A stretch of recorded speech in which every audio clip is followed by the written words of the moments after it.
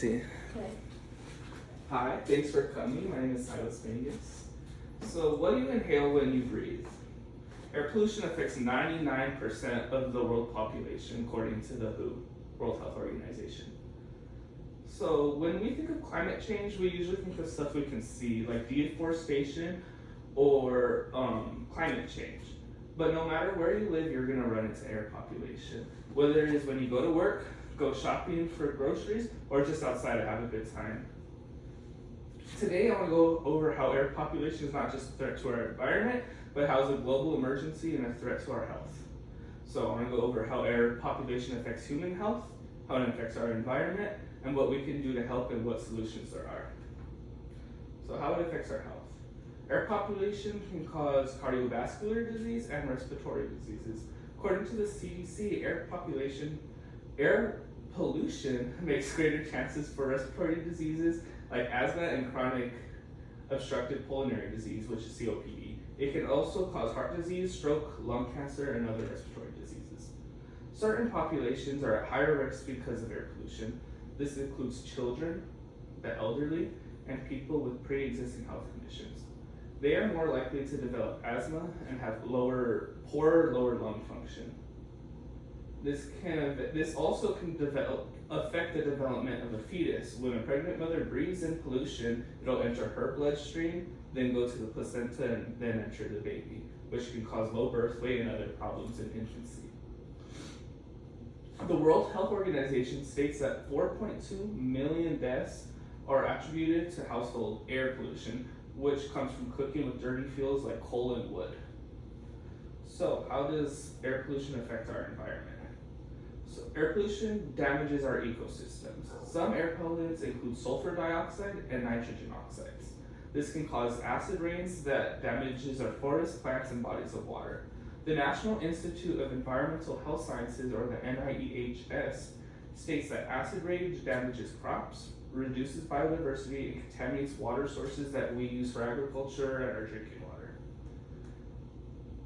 Climate change and global warming are also a big problem. Air pollutants like black carbon and methane contribute to climate change significantly.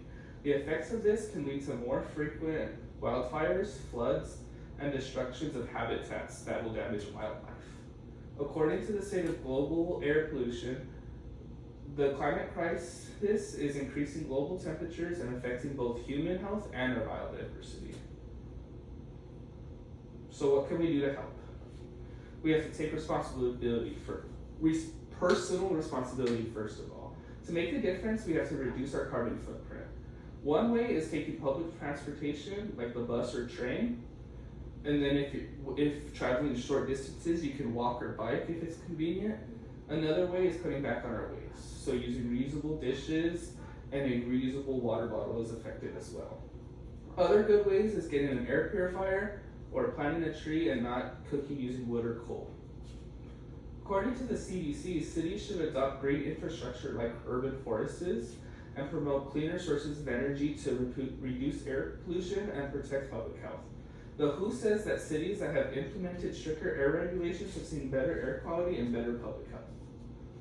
Another way is to drive more safely. Avoid aggressive driving like speeding, rapid acceleration, and hard braking.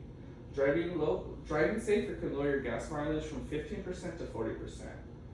If you are curious about the air quality in your town, the CDC says you can check the air quality index, which can be found easily online. It can also tell you the air quality in different locations around the world.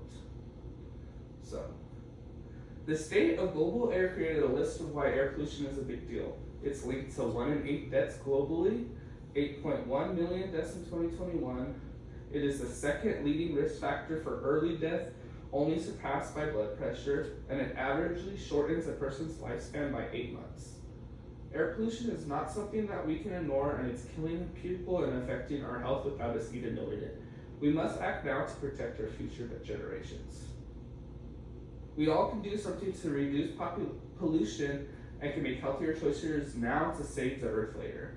We have to act now because when the air is too thick to breathe, it'll be too late. Thank you for listening.